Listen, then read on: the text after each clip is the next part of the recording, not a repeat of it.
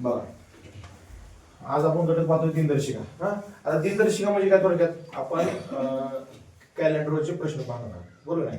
आता हे पाहत असताना तुम्हाला काय माहित पाहिजे, पूर्ण कॅलेंडर मध्ये प्रत्येक महिन्यामध्ये दिवस किती हे तुम्हाला माहित पाहिजे, बरोबर. आपण तिसरी चौथी पासून पाहत आलोय. आता दिनदर्शिका पाहत असताना महिन्यातील दिवस कशी पाठ करायचे तुम्हाला माहित आहे. मूठ दाखवल्यानंतर ज्यावेळेस आपण उंचवटे म्हणजे हे जे आपण म्हणतो थोडक्यात काय म्हणा तुम्ही, आता उंचवटे म्हणूया आपण गणित भाषेत बुद्धिमत्ता भाषेमध्ये. तर ह्या जे उंचवट्यावर जे महिने येतील ते असतात 31 दिवसांचे, आणि जे खोलगट भागामध्ये येतील ते असतात 30 दिवसांचे. परंतु फेब्रुवारी महिना कसा असतो 28 किंवा 29 कधी असतो लीप वर्षामध्ये. मग आपण सुरुवात केली समजा जानेवारी ह्या उंचवट्यावरून. बघा जानेवारी, फेब्रुवारी, मार्च, एप्रिल, मे, जून. ह्या हाताची मूठ पकडल्यानंतर ह्या हाताची मूठ पकडताना ह्या उंचवट्यावरून डायरेक्ट ह्या उंचवट्यावर यायचं. जुलै, ऑगस्ट, सप्टेंबर, ऑक्टोबर, नोव्हेंबर, डिसेंबर. आणि जे महिने ह्या उंचवट्यावरती वर आले ते सर्व 31 दिवसाचे महिने आले, आणि जे खोलगट भागामध्ये आले ते किती आले 30 दिवसाचे. फक्त फेब्रुवारी महिन्यामध्ये लीप वर्षामध्ये 29 दिवस फक्त असतात, कळलं का नाही. मग आता सर्वसामान्य वर्षामध्ये दिवस किती असतात असा प्रश्न विचारला तुम्हाला. सर्वसामान्य वर्षामध्ये किती दिवस असतात 365 दिवस असतात, बरोबर. बघा नंतर बघा जर लीप वर्षामध्ये दिवस किती असतात, तुम्हाला असं विचारलं लीप वर्षामध्ये दिवस किती असतात तर काय सांगाल सिद्धी. 366. एकच दिवस वाढतो, तो म्हणजे कुठं वाढतो फेब्रुवारी महिन्यामध्ये, समजते का. हा मग आता सर्वसामान्य वर्षामध्ये किती आठवडे आणि किती दिवस असतात 365 दिवस असतात, बरोबर. मग किती आठवडे आणि किती दिवस असतात, किती आठवडे आणि किती दिवस असतात मग 52 आठवडे 1 दिवस. हे कसं काढलं जातं तर 365 ला 7 न भागल्यानंतर जो भागाकार येतो ते असतात आठवडे, आणि जे बाकी उरते ते असतात दिवस. म्हणजे सामान्य वर्ष, बघा सामान्य वर्ष 365 दिवस, यामध्ये 52 आठवडे 1 दिवस. मग जर आपण लीप वर्ष पकडलं, लीप वर्षामध्ये मग 1 दिवस फक्त वाढतो. 365 च्या ऐवजी काय होईल 366 दिवस. मग सांगा बरं आठवडे किती आणि दिवस किती.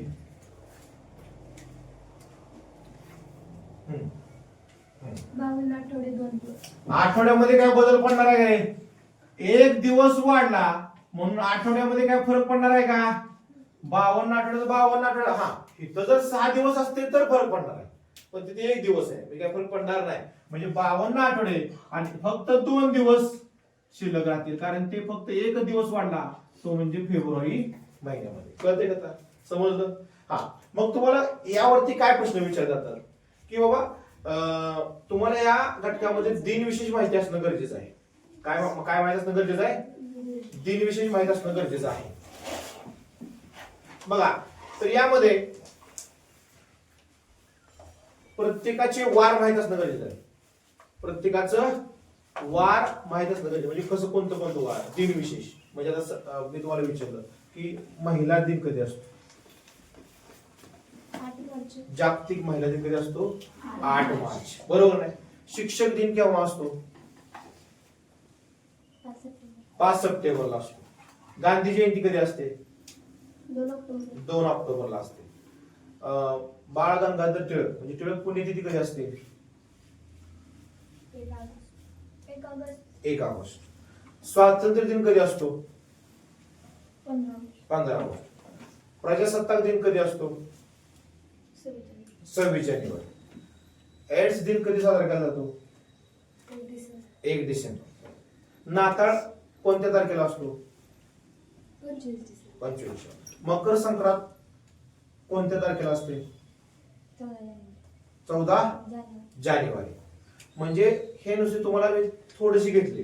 तुम्हाला यामध्ये अजून काही दिनविशेष ते पाठ करायचे. मग ते जर पाठ असतील तर तुम्हाला हे दिनदर्शिका सोडवता येईल. आता त्या मुलाला समजा असा प्रश्न विचारला की सावित्रीबाई फुले जयंती कधी असते?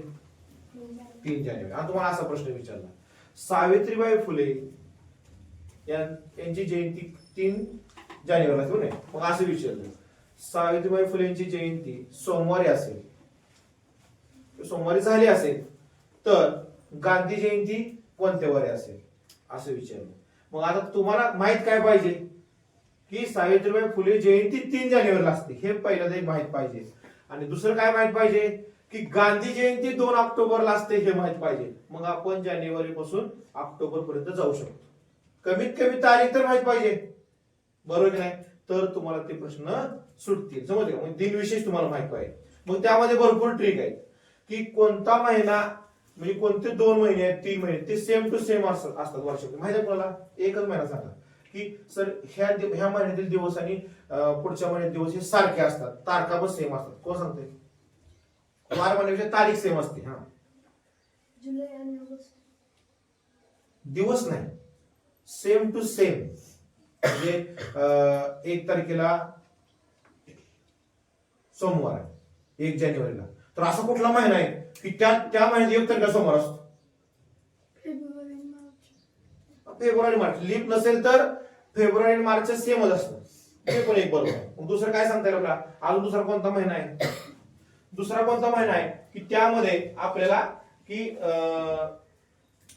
ते महिन्याचे वार सेम टू सेम असतात. मग कोणता असेल सांगा? एक झालं की बाबा मार्च, फेब्रुवारी आणि मार्च मध्ये सारखे असतात. जानेवारी आणि ऑक्टोबर अगदी बरोबर आहे. लक्षात ठेवा, आपण आता ज्येष्ठ प्रश्न सोडवताना मी तुम्हाला ज्येष्ठ एक नमुना म्हणून सांगितलं की सावित्रीबाई फुले जयंती हे 3 जानेवारीला असते. मग 3 जानेवारीला कोणता वार सांगितलं मी? सोमवार सांगितलं होता. आणि विचारलं होतं गांधी जयंती कधी आहे. मग तुम्ही मुलं काय करत बसणार? मग एकतर आपण जानेवारी मधून फेब्रुवारी जाणार, फेब्रुवारी मधून मार्च मध्ये जाणार, मार्च मधून एप्रिल मध्ये जाणार, असं आपण करत जाणार.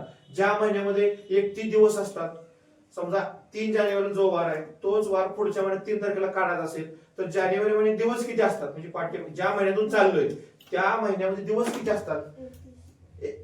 दिवस किती असतात हे फक्त महत्वाचे असतात. त्यातून 28 वजा करायचं, जे उरतील तेवढे वार अधिक करायचे. म्हणजे उदाहरण तुम्हाला सांगायचं झालं 28 जर दिवस असतील मागच्या महिन्यामध्ये तर पुढच्या महिन्यात जाताना अधिक काहीच करायचं नाही, आहे तोच वार पुढच्या महिन्यात असतो. 29 असतील तर अधिक 1 करायचं, आणि 30 असतील तर अधिक 2 करायचं, आणि 31 असेल तर अधिक 3 करायचं. हे नियम लक्षात ठेवा. 28 ला काहीच नाही, 31 किती 29 ला 1, 30 ला 2 आणि 31 ला 3 असे दिवस ऍड करायचे. आता जानेवारीतून तुम्ही कुठे जाणार? फेब्रुवारी मध्ये अधिक 3 करणार. आता फेब्रुवारीला लीप वर्ष सांगितलं का नाही सांगितलं मी? म्हणजे सर्वसामान्य वर्ष आहे. मग तोच वार पुढे येणार परत 3 एप्रिलला. परत 3 मे ला जाताना मार्च मध्ये 3 दिवस असतात, अधिक 3 करणार एप्रिल मध्ये जाणार, अधिक 2 करणार मे येणार, अधिक 3 करणार जून येणार, अधिक 2 करणार जुलै येणार, अधिक 3 करणार ऑगस्ट येणार, अधिक जुलै मधून ऑगस्ट येणार ना, अधिक 3 करणार, आणि ऑगस्ट मधून सप्टेंबर जाताना अधिक 3 करणार. कारण की जुलै आणि ऑगस्ट 31 असतात, कळलं नाही? ऑगस्ट मधून सप्टेंबर मध्ये गेलो, सप्टेंबर 30 दिवसाचा महिना असतो, बरोबर नाही? मग तिथून काय करणार तुम्ही? अधिक 2 करणार, कुठं जायला? ऑक्टोबर मध्ये जायला. झालं 3 ऑक्टोबरची तारीख मिळाली आपल्याला, बरोबर? मग त्या पाठीमागचं वार काढायचं. कळलं? मग एवढं करूपेक्षा जर त्याला जानेवारी आणि ऑक्टोबर महिना सेम आहे, सेम तारखा सेम दिवस असतात, जर हे माहित असेल तर एवढा वेळ लागेल का? मग 3 जानेवारीला सोमवार आहे तर 2 ऑक्टोबरला कोणता वार असेल? डायरेक्ट उत्तर. पण हे कधी माहित पडत तुम्हाला? जानेवारी आणि ऑक्टोबर महिना सेम आहे त्यावेळेस. म्हणजे तुम्हाला आता पण जर समजा काय काय जेवण सर लक्षात काय ठेवायचे? ट्रिक लक्षात तर ठेवायचे की भरपूर ट्रिक दिलेत तुम्हाला, पण काय करायची गरज नाही. दिवस तर मोजता येतील तुम्हाला प्रत्येक महिन्यातले, एवढी ट्रिक वापरायची आपण सोडवताना. समजलं? आता बघा दुसरा महत्वाचा मुद्दा काय यामध्ये, लीप वर्ष ओळखायचं कसं. एखादं वर्ष देतात आणि लीप वर्ष आहे की नाही हे आपल्याला शोधायचं. मग कसं शोधाल तुम्ही? झाले तुम्हाला नाही, पण असं पूर्ण म्हणू शकतो का आपण? कसं म्हणू शकतो आपण? शेवटच्या 2 अंकांना जर 4 ने निश्चित भाग जात असेल किंवा शेवटी फक्त 2 शून्य असतील तरी सुद्धा त्याला 4 ने निश्चित भाग जातो. ही 4ची कसोटी आहे. मग हेच नियम वापरायचा की जर शेवटच्या 2 अंकाला जर 4 ने भाग जात असेल किंवा शेवटी जर 2 शून्य असतील तर ते लीप वर्ष आहे. दुसरा एक नियम आहे, शतक वर्षाला जर 400 ने भाग जात असेल, पूर्ण भाग जात असेल, तर ते सुद्धा लीप वर्ष आहे असं आपल्याला सांगता येईल. तुम्हाला समजलं का आता दिवस कसे मला कळले प्रत्येक महिन्यातले? आता हे काय सांगायची गरज नाही, आपण आता 8वीला आलोय, आपल्याला ते समजतात, बरोबर की नाही? हा, मग आपल्याला आता ह्याच्यावरचे आपल्याला प्रश्न सोडवायचे. आता हे प्रश्न सोडत असताना तुम्हाला मी काय सांगितलं, काय माहित पाहिजे? दिन विशेष माहित पाहिजे, बरोबर? मग आपण तुम्हाला एक क्लुप्ती सांगतो बघा. काय रे? बा शिस वा टी, ही एक ट्रिक आहे. बाशिस वाटी, या दिवशी एकच वार असतो, एकच वार असतो. मग तुम्ही म्हणा सर बाशिस वाटी म्हणजे काय, बरोबर नाही? तर बघा आता मी या ठिकाणी तुम्हाला मी त्याचं विश्लेषण देतो बघा. बा शिस वा आणि टी, बरोबर? आता बाशिस वाटीला सभा, तर बा आहे, ह्याचा अर्थ काय आहे? बाल दिन, अगदी बरोबर, बाल दिन. नंतर शी असेल, ह्याचं काय? शिक्षक दिन.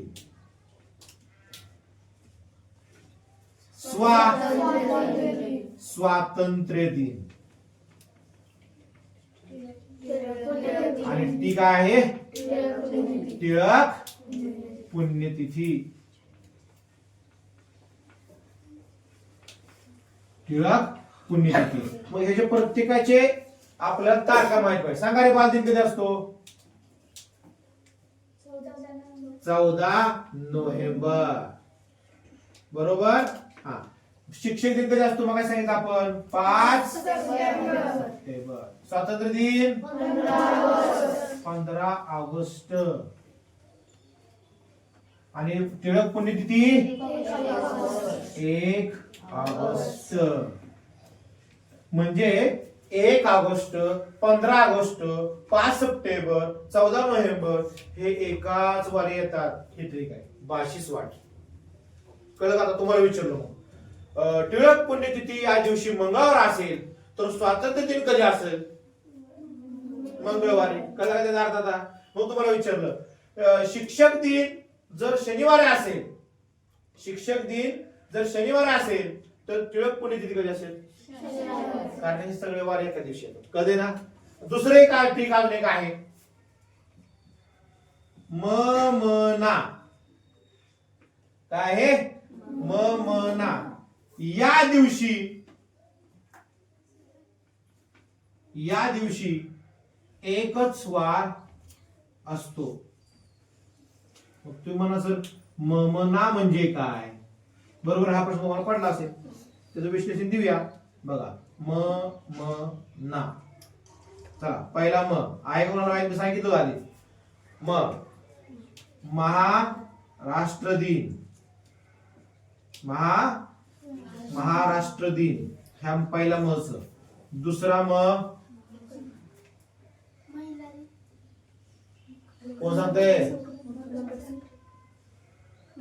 महात्मा गांधी जयंती. महात्मा गांधी जयंती. आणि न म्हणजे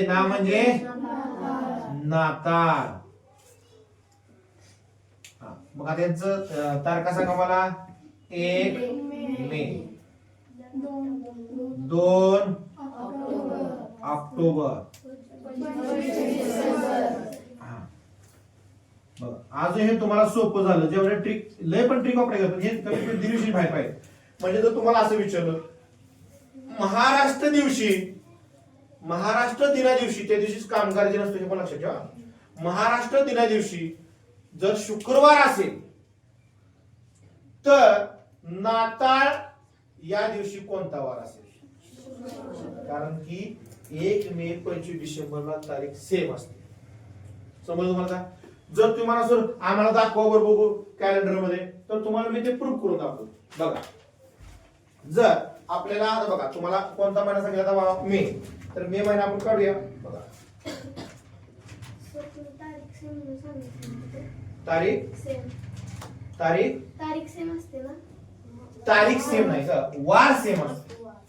त्या तारखेचा वार काय लिहिलं तर या दिवशी एकच वार असतो, तारीख एक कशी असेल आहे का बरोबर की नाही? हा बरोबर.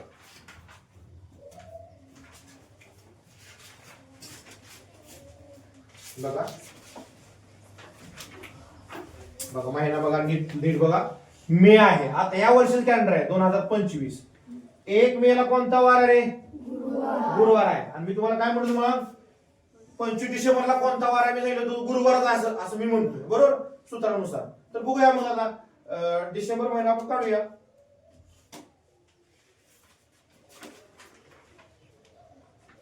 हा आला. हा कोणता महिना आहे? डिसेंबर. वर्ष कोणता आहे? बघा नाताळ किती तारखेला असतो? बघा कोणता वार आहे इथं? लक्षात आलं तुमच्या?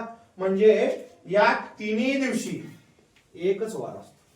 कळलं का तुम्हाला? आता कॅलेंडर मध्ये दाखवलं मी म्हटलं म्हणून नाही. कळलं का नाही? तर हे व्यवस्थित लिहून घ्या. ठीक आहे.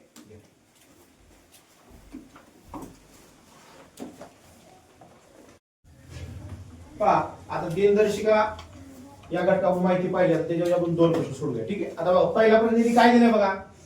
तर शिक्षक दिन मंगळवारी आला असेल तर त्याच वर्षी गांधी जयंती कोणत्या वारी असेल? बरोबर.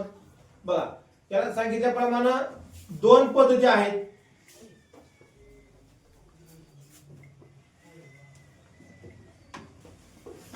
बघा शिक्षक दिन मंगळवारी आला असेल तर त्याच वर्षी गांधी जयंती कोणत्या वारी असेल? आता याला 2 पद्धती आहेत. जसं की तुम्हाला आता सांगितलं 2 पद्धती आहेत त्याची आपण एक पद्धत वापरूया. बघा तुम्हाला मी मगाशी सांगितल्याप्रमाणे आपल्याला प्रत्येकाच्या तारखा माहित पाहिजे. दिनविशेष शिक्षक दिन कोणत्या वारी असतो? 5 सप्टेंबर हे तुम्हाला माहित पाहिजे. बरोबर. नंतर गांधी जयंती कधी असते? हा 2 ऑक्टोबर. मग काय करायचं? दिवस मोजायचे. 5 सप्टेंबर ते 2 ऑक्टोबर म्हणजे कसे मोजायचे? तर शिक्षक सप्टेंबर हा 30 दिवसाचा महिना असतो. किती दिवसाचा? 30. ओके. मग आता 30 मधून 5 गेले आणि किती उरले? म्हणजे सप्टेंबर मध्ये दिवस किती झाले? 25 दिवस. आणि 1 आणि 2 म्हणजे पुढच्याच महिन्यात झाले सप्टेंबर तर ऑक्टोबर मग ते 2 दिवस. मग सप्टेंबरचे 25 अधिक हे 2 दिवस किती दिवस झाले एकूण? मग 25 आणि 2 27 दिवस झाले. मग आलेल्या दिवसाला 7 ने भाग लावा. तुम्हाला 7 नेच का भाग लावा? तर एका आठवड्यात 7 दिवस असतात. एक वार पुन्हा 7 दिवसानंतर येतो म्हणून 7 ने भागा. मग 7 त्रिक 21. आता 21 27 मधून 21 गेले किंवा 7 1 गेला 6 2 2 गेले 0. दिवस किती उरले रे? 6. आणि जे दिवस उरतात तेच त्या दिलेल्या वारामध्ये मिळवायचे. मग मंगळवार दिला होता मग मंगळवार अधिक 6 करायचं आपल्याला उत्तर मिळून जाईल. मग मंगळवारपासून 6 मोज जायचं. बुधवार, गुरुवार, शुक्रवार, शनिवार, रविवार, सोमवार. म्हणजे मग कोणता वार येईल? मग गांधी जयंती दिवशी पर्याय क्रमांक 2. समजलं का? आणि दुसरी पद्धत सांगितली तुम्हाला की 5 सप्टेंबरला जर मंगळवार दिला असेल तर आपण डायरेक्ट 2 सप्टेंबरला कोणता वार आला ते काढून घेऊया. 5 तारखेला कोणता वार आहे? 4 तारखेला सोमवार, 3 तारखेला रविवार आणि 2 तारखेला शनिवार. मग सांगितल्याप्रमाणे जर 30 दिवस असतील त्या महिन्यामध्ये तर पुढे तर आधी 2 करायचं. मग 2 सप्टेंबरला कोणता वार होता? शनिवार. मग 2 ऑक्टोबरला पुढच्या महिन्यात वार कोणता काढायचा आहे?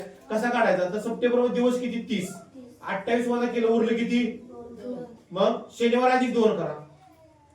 रविवार, सोमवार. बघा ते उत्तर आलं आपल्याला. कळलं नाही? दोन्ही पद्धतीने तुम्ही सोडू शकता. बघा आणि दुसरा प्रश्न आहे बघा त्यामध्ये.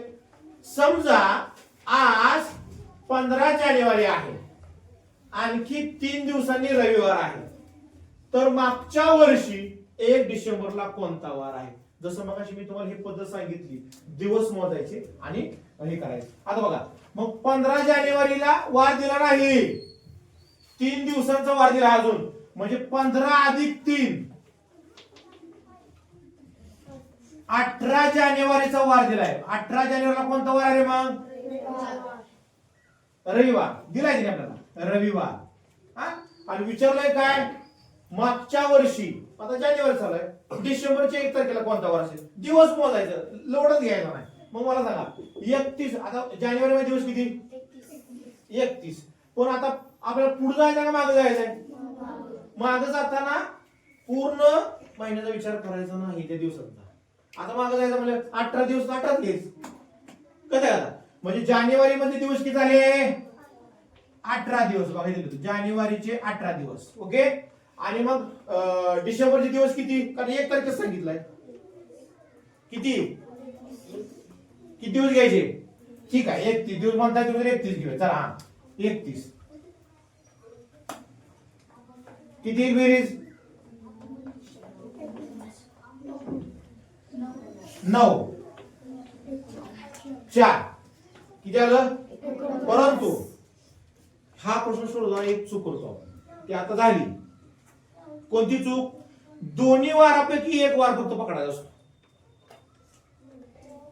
त्याचा दिवस धरायचा फक्त वार पकडायचं म्हणजे कसं एक तर 18 जानेवारी तारीख धरली ना मग दिलेली तारीख धरली 1 डिसेंबर धरायची नाही एक कुठली तर पकडायची मग इथे दिवस किती आला पाहिजे मग 30 लक्षात तुमच्या येते का किती दिवस मग एकूण दिवस किती आली आले 48 दिवस मग सांगितल्याप्रमाणे 48 भागिले लावा 7 भाग 7 सकून 42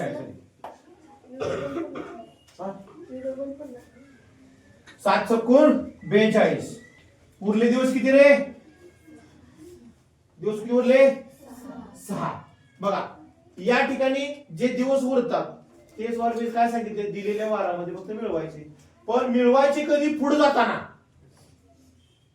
आता मागे जातोय म्हणजे काय करणार वजा करणार कळते का आता मग करा रविवार -6 मग दिले तिथं रविवार -6 मग रविवारच्या 6 वजा करायचं म्हणजे 6वा दिवस मोजा मागचा पाठीमागचा जाऊ मोजा हा शनिवार शुक्रवार गुरुवार बुधवार मंगळवार